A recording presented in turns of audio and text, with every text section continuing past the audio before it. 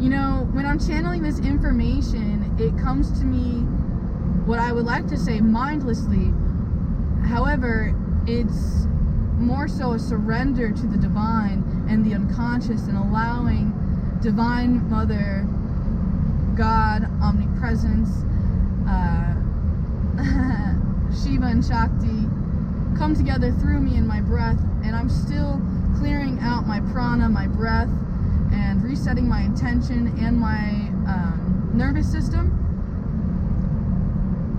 And it's extremely difficult for me to stay focused when I have extended myself and my cells on the internet or to multiple people, and as an empath, and I want to say autistic or Asperger's, or I can label myself and define myself and limit myself by many definitions. However, there are more extensions of truth that cannot be accessed through words, and that can only be accessed through experience.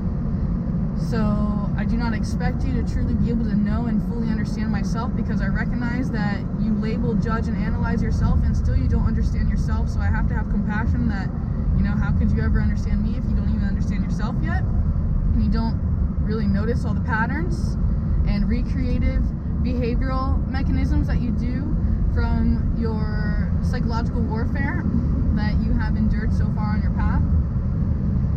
You have to create that space so things can step through.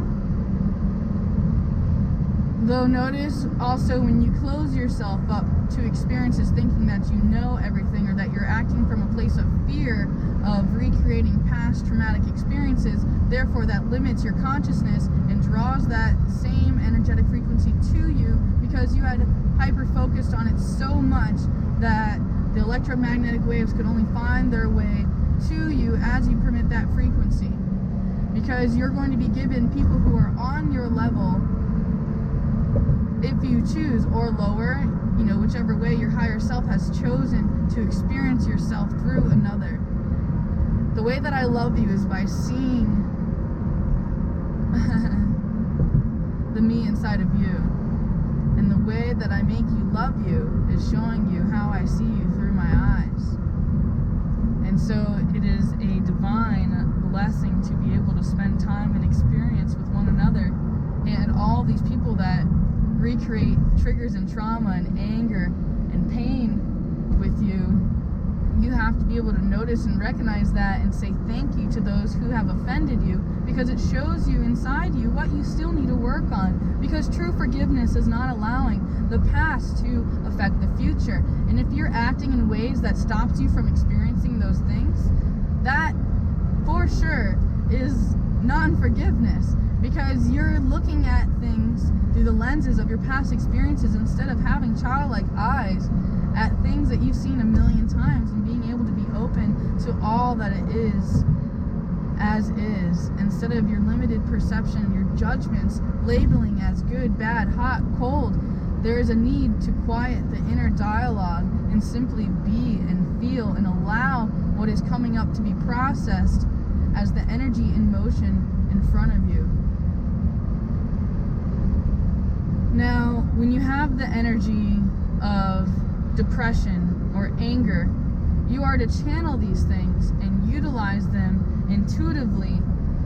For example, if you are depressed, it is a lot of times because you are in deep rest and you are not being true to yourself, and you are recharging your batteries in ways that only your subconscious knows how to heal, so you become a hermit and do not create. However, this lack of creation is also what is causing you to go into this nearly what I would define as, I almost want to say crippling, but it's another word that means that I'm like frozen, or like I'm unable to proceed ahead. It's something with a P. Not finding the proper neuro-linguistic word to access the exact vibration of the frequency that I'm feeling. So for the anger, for me, I've also chosen physical endurance. And a lot of times, yes, when my psychic energy or my mental chatter is just going too much, I can do physical exertion and overextensively ground myself, because I recognize that I'm an electromagnetic frequency. I'm a bioelectromagnetic generator of a human being transmitting light and frequency and decoding information through consciousness. Okay? I define consciousness as spirit, and we all have this spirit working through us. And the more that we connect with one another, the more that we can truly understand and grow.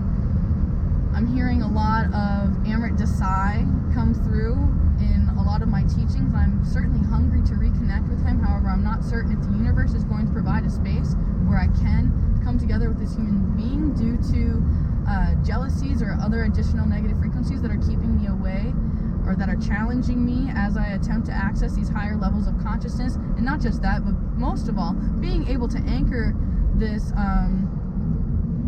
higher ascension energy and being able to anchor it down and share it with the third dimensional physical experience with those of you who are here with me now. And only few so far have I been able really to shake their hand and meet so far.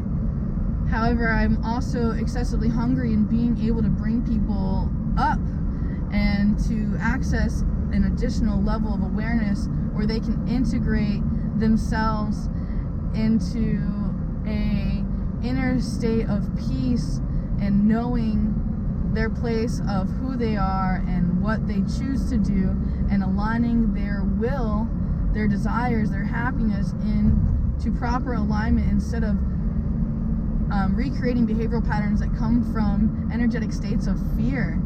You know, like maybe you got this job that you really don't like because you're extremely fearful that you have some inner narrative that if I don't do this, I will suffer. If I don't do this, I'll be